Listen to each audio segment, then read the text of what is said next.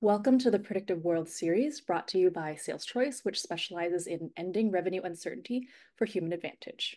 I'm your host, Jen Yim. I'm the Director of Product and Marketing here at SalesChoice, and we bring three services powered by our AI platform to market. There's Sales Insights, which helps sales professionals with guided insights, Mood Insights, which helps connect frontline voices to leadership, and third are AI and data science as a service, where we design, build, and maintain AI models with a new focus on generative AI.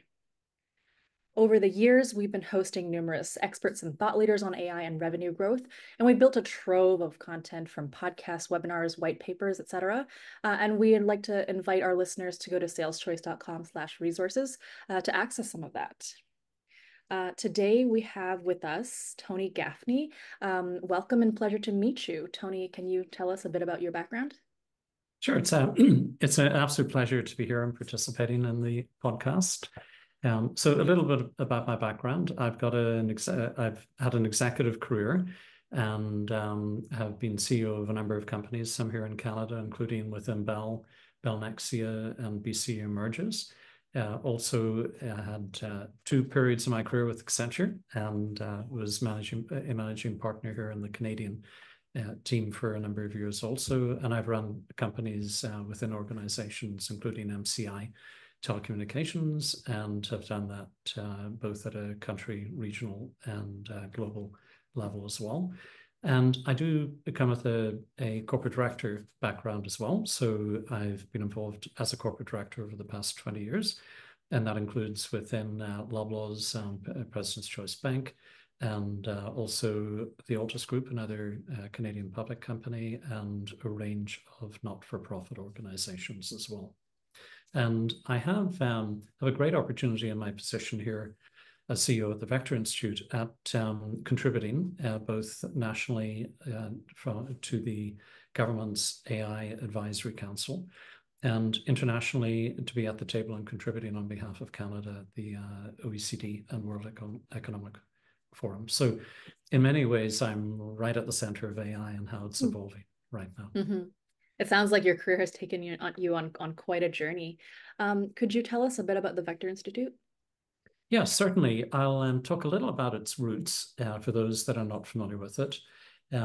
The early seminal work that was done on machine and deep learning that led to the Turing Award, which really marked the advancement of AI to a completely other level of intelligence that it can enable, was led by Jeff Hinton, Yoshua Bengio, and a number of their team and students. And Vector was founded by that small group. A number of those today are out in industry. In fact, all of them, to some degree or another. Jeff joined Google Brain, and retired recently, but he continues as our chief scientific advisor. Yoshua is similarly supporting Mila. And of the other group, it's really interesting to see how that small group of students have actually stepped out into the world and are contributing globally to the advancement of AI. And examples of that would include David Fleet, who is a leader within Google Brain. Raquel, who is the founder of Wabi, an autonomous truck company, and they just received 200 million Series A release, which is the largest at that stage in Canada on record. We've got people like Roger Gross, David Duveneau, who went on to join Anthropic and are doing leading work on AI safety in that regard, and recently returned here to Toronto. And I hope you get the gist of it, but essentially that group have gone out and they're contributing globally. They all remain engaged with Vector as faculty, leading labs and research work, and collaborating with our organization more broadly. So I hope that gives you a sense on the foundation of Vector. And what we are today, we're essentially a leading AI research institute. We're truly shaping the global agenda in AI futures, research, commercialization, safety, environment, society, and governance. And the depth and breadth of our community includes, it's international in nature, and includes AI researchers, students, academic partners, corporate sponsors, and health institutions, amongst others. And we're all collaborating on AI discovery with a view to driving economic growth and also societal benefit, which is the essence of our movement, and all shaping the future of now. So I hope that gives you a sense of what we're all about. Definitely, yeah, it's amazing, amazing to hear all that. I'm going to turn it over to our Dr. Cindy Gordon to start the conversation. Thanks, Tony. And, it's always so rewarding to hear the progress that's made. And, especially the fact that, these incredibly brilliant scientists who are doing, amazing things, form their companies, get significant financing, but they're still contributing back into the ecosystem. It And really is, Cindy. that Yeah. kind of thoughtfulness is really how we can really grow our GDP in Canada. It's so important. So, but I am so excited that you're here because I know you were just off internationally and you were at Seoul and you had a chance to sit with other marquee R&D leaders across the world and just to get a sense of what were the conversations, how is AI leadership shaping up on an international lens, and then any perspectives of how we're faring. I know often Canadians were very hard on ourselves, right? But I just love to hear, what was the conversation? Obviously, what you guys were eating. It's always fun to know. I'm glad you returned safely. I can start with any of those items. We can talk about menus if you like. By the way, the food in South Korea is exceptional and certainly something we enjoyed. So, Cindy, you talk about the summit, the Global AI Summit in Seoul. Background for those who may not be familiar, last year, there was a lot of attention drawn, and rightfully so, globally, and our own researchers were an integral part of that, at calling out how quickly AI is advancing and the fact that what was expected as a level of intelligence was probably 50, 75 years out. And what the researchers have come to realize is that actually it may be with us sooner, and certainly sooner than they expected, given the pace of research and development. And a view that if it's not within this decade, it could be in the next decade. So something that can create significant risk if the right guardrails aren't put around it, and they called out for urgent action in that regard. And last year, the British Prime Minister called a first AI Global Safety Summit, hosted at Bletchley Park, which we can all kind of remember as any of us who are historians can think back as very important, particularly during the Second World War from an intelligence and defense perspective.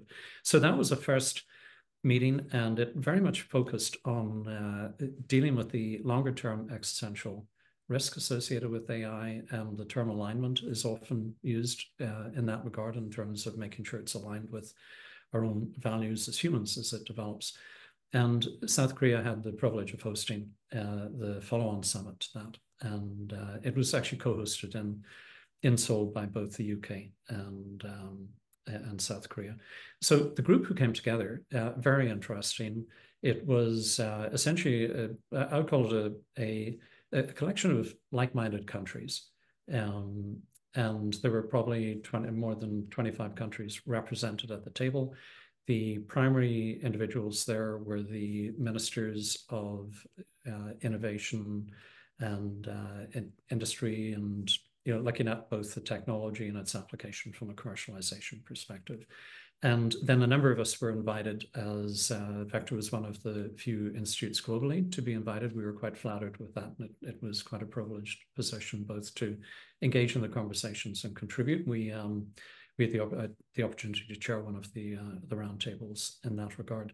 I would sum up the nature of the conversation, and I'm happy, Cindy, any further questions you might have around it. But I would say what struck me most was that last year at Bletchley Park, the whole focus was on the existential risk.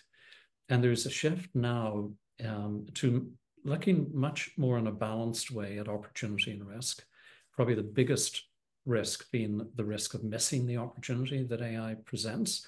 And then in a balanced way, looking at looking holistically at the risks that need to be taken into account, not just from a future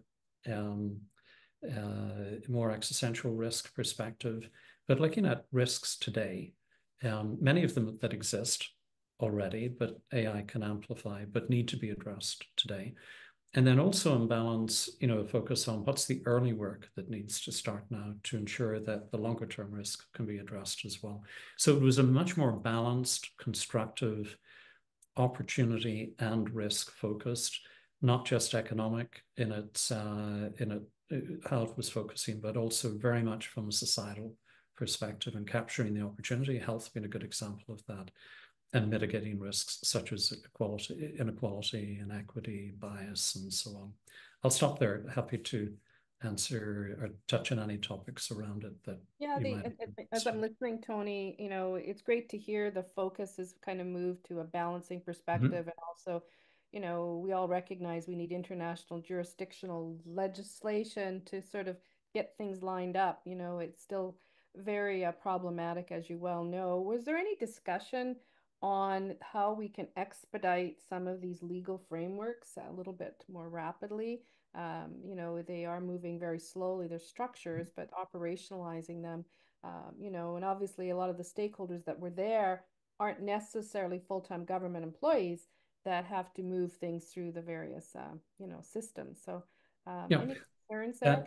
So it was certainly a topic, and over the past 12 to 18 months, huge amounts of work has been done in terms of advancing policy, legislation, and regulation.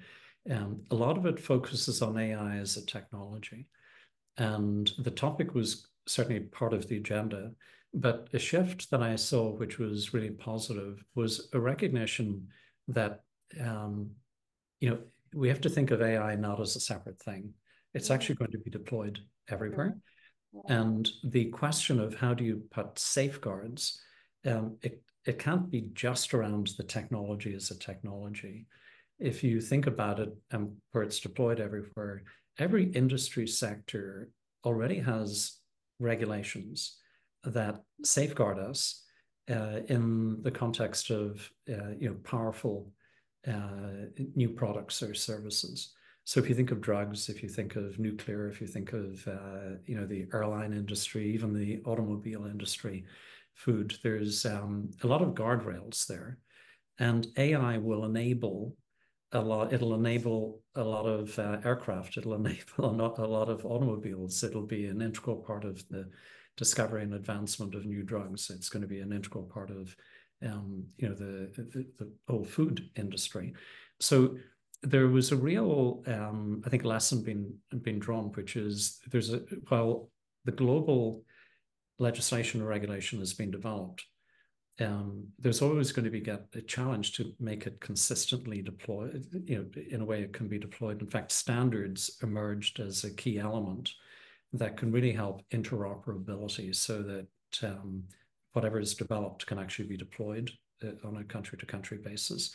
But a real urgency to recognize that there are existing regulations and guardrails in every industry that should be activated and used and modified to address whatever it is that AI enables in that industry to ensure that it can be trusted and is safe to interact with.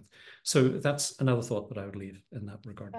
Yeah, there's no question to, how do you leverage the best of the existing infrastructure and then modernize that, because there's existing, to your point, legislative structures in place, and the knowledge diffusion aspect of, it's almost like cylinders. You can just see which pump is moving more rapidly. But that's very encouraging, Tony. And Cindy, there was one example which really drove that home that I loved, and it was depending on where you come from in the world, whether you call it a motor or an engine. The point was being made that let's call them motors, when they were developed initially, there wasn't policy and legislation and regulation developed around them, because they could have been used in a washing machine where whatever you develop might not be applicable, or they could have been used in an aircraft from a defense perspective. So it really, I like the example because it really makes the point that it's not just about putting safeguards around AI. You've got to really consider where it's going to be used, what it's going to be enabling, what are the right guardrails around that.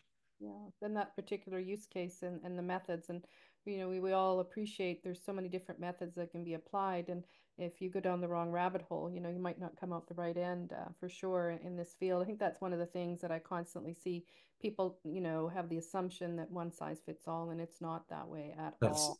Right? that's right. Very, very true. Now, I'm probably not the first to ask, but I'm always curious. In terms, you look at the Asian market, you see the incredible growth in robotics, cobots also, Mhm. really rapidly emerging. Canada, US, probably US even more so on cybersecurity innovations. But are there any patterns that you see that, are being called out very clearly in terms of the science and technology? You can see the patterns on even the research papers that show some variance of where we're doubling down, between different geos. Yeah, I would say actually, now I had the opportunity of being in South Korea last year at the delivering a keynote on AI to the APAC region GSMA conference, which is their kind of annual telecommunications industry. And the view down in that part of the world is that AI really brings intelligence to digital, and telecommunications obviously is an integral part of enabling digital. So a couple of things that in looking at North America, about Asia and the rest of the world is probably the easiest way to say it. A couple of things struck me, and also I'll talk about last year versus this year in terms of how things have moved forward. So I would say in terms of their national strategies, and I got to see all of the countries, including China, to get an understanding as to how countries in Asia are thinking about AI. There were 4 key themes that were common across all of their strategies. The first one was real focus on productivity and impact from an economic perspective, and also on balance, a focus on capturing the opportunity from a societal benefit. And then looking back, I mentioned digital being important as a key enabler, looking at AI within that context, building on digital rather than just looking at it separately. And then looking at the key enablers of talent, compute, and data. And that was consistent. I compare that back, and I'll use Canada as an example in the rest of the world. Keep in mind, we were one of the first countries to actually develop and implement a national AI strategy, and that got us to the leadership position we're in today, where we did slip from 4th to 5th out of 50 countries, but that's because of our need on infrastructure, where we'd fallen behind, and the recent budget in Canada addresses that. But data is an area that we've yet to address, and we're advocating for that, and there's great opportunity around us. So we were first in, but we need to refresh, catch up. And I would say, similar for other countries outside of Asia, they've got the advantage right now. And I think one of the things that's really driving the advantage is on the commercial targeting. They're very specific, and manufacturing, they are looking at actual specific productivity improvements in industry, right down to, for instance, they have targets in segments of industry like I go back to washing machines, manufacturing, to ensure that they can their number is 40% productivity improvement as an average across different industry sectors. On the for purpose side, they're looking at, for instance, forest fires, which has a huge impact on the environment. In fact, the equivalent of 1.5 billion cars impact in a year. So they're looking at how AI can be addressed there. They set targets to improve not just the management, but the actual forecasting of forest fires. Here we are 6 to 12 months later, they are now forecasting fires 2 weeks earlier, which has huge impact from both the prevention, preparation, and intervention when they occur. So all that said, they've got a more complete view, had it earlier, specific targets, and I would say are moving fast in terms of driving outcome. Specifically in Asia, I would say industry, disaster, and beyond just forest fires, earthquakes, Japan, tsunamis, for example, applying it there. Aged care is something that they're using, very, very sophisticated in-home support and care around, and also safety in the work environment, intersections, leveraging, for instance, computer vision. here in North America, and I'll look at Canada, we're really punching hard and leading in a number of our sectors. So the Canadian banks, three of the top 10, or three of our top banks are recognized within the top 10 in the world, and in terms of adoption of AI. And that's picking up, that's, has great momentum in healthcare. From a use case perspective, we're actually, delivering results. The major hospitals here in Ontario, for example, are driving down wait times, improving access to care, and improving quality of care in very tangible ways. And then I look, other sectors, transportation. Raquel, who I mentioned earlier with Wabi, her autonomous truck driving investment is working out very well. They're road testing it, and we had the rig here just very recently doing a set of shoots at University of Toronto. So it was wonderful to see that level of technology actually driven into Toronto and very real. And Thales is another example of one of our sponsors who's very focused on rail autonomous driving as well. And both of them are using computer vision to the extreme in terms of advanced research and taking advantage of it. And while a lot of the numbers indicate low levels of adoption here in Canada, I would say we're seeing that curve change quickly now. There are certainly industries that are leading others. But I think the anxiety about AI is starting to come down due to a lot of effort by everything from companies to the government.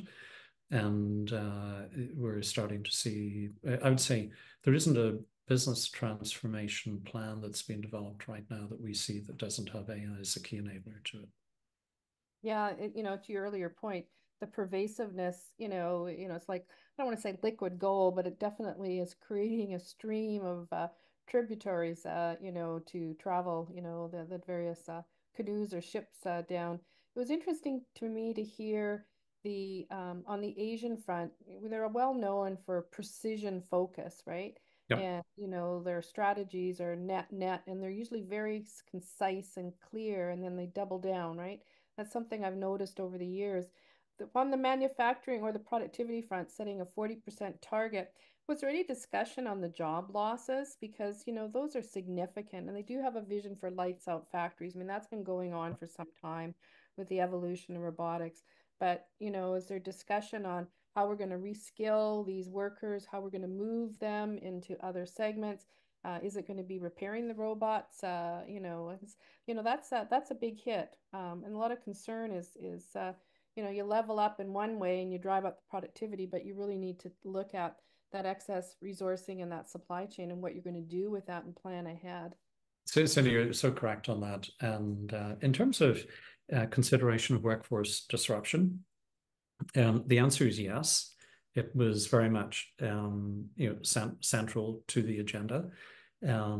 I would say it's hard to generalize in Asia because there are many different cultures, there are many different governance setups in different countries.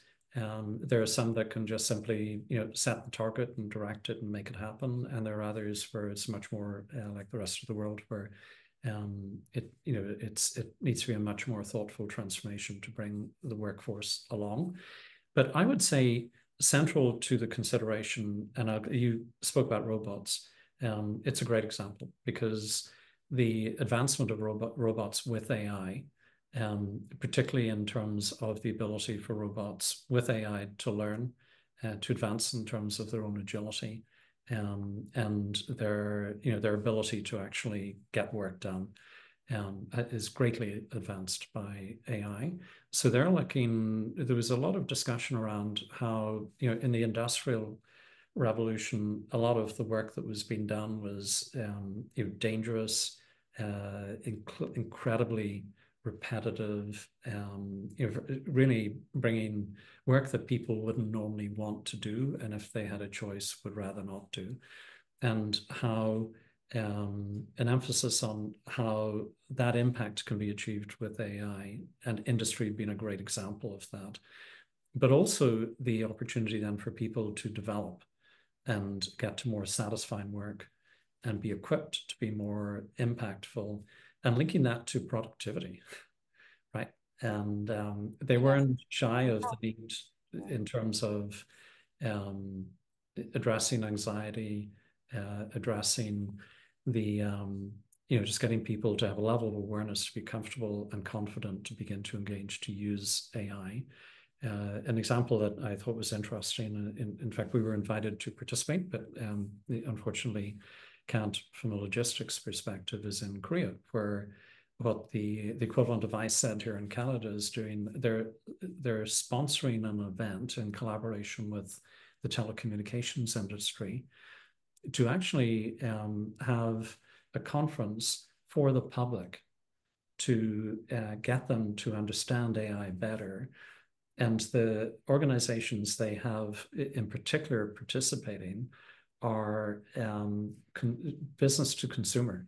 So companies that people would generally interact with all the time and trust, explaining how they're using AI to better the experience of the population. I thought that was very interesting. They also have the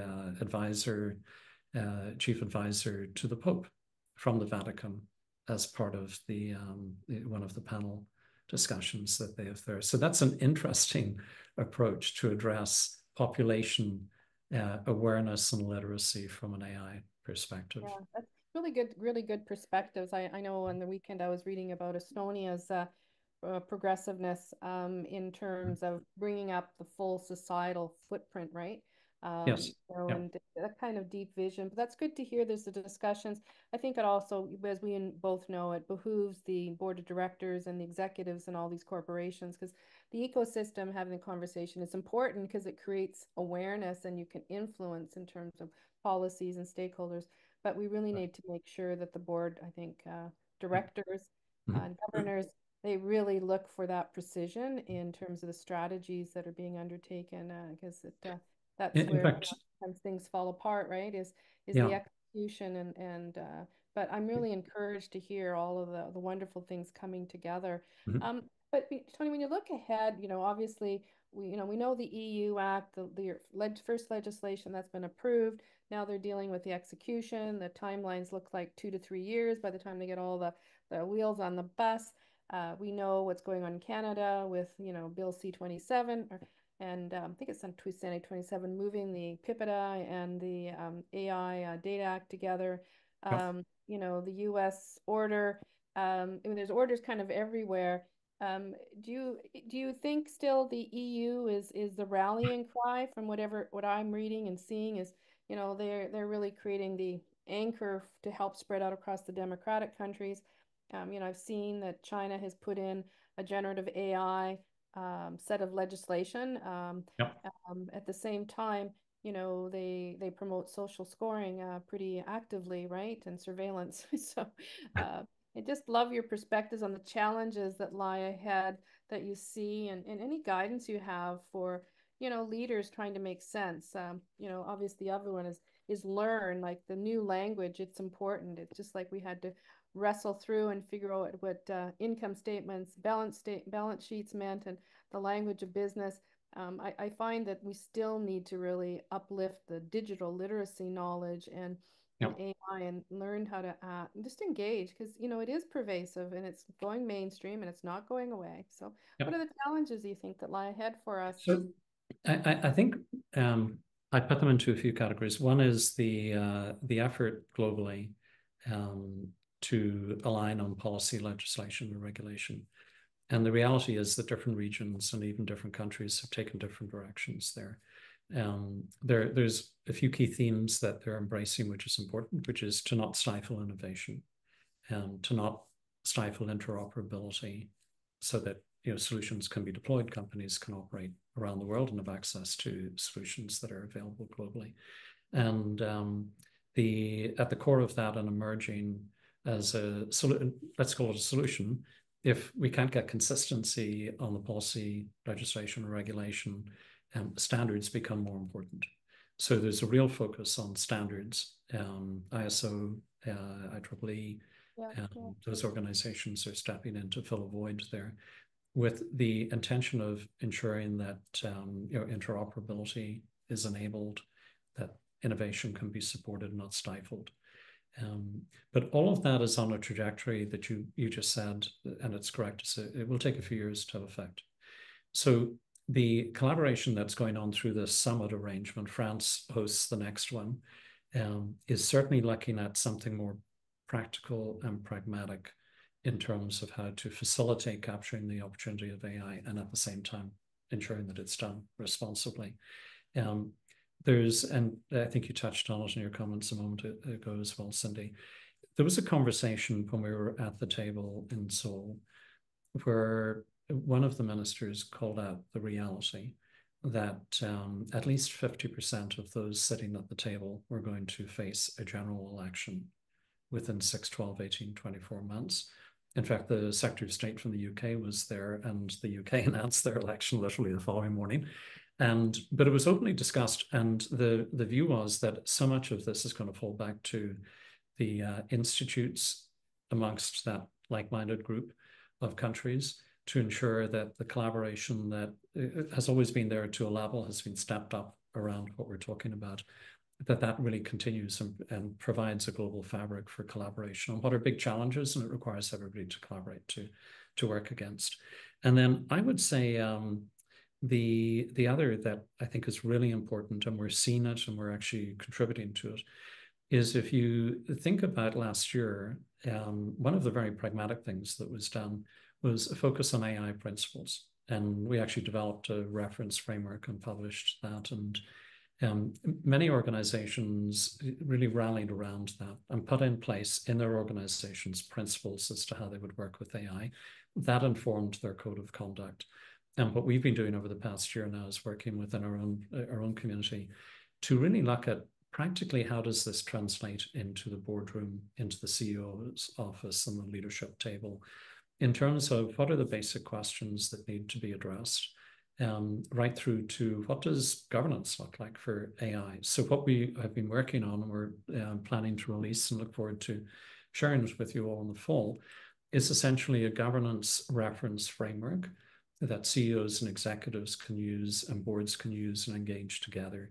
And it looks at opportunity as being the biggest risk, ensuring that that is captured.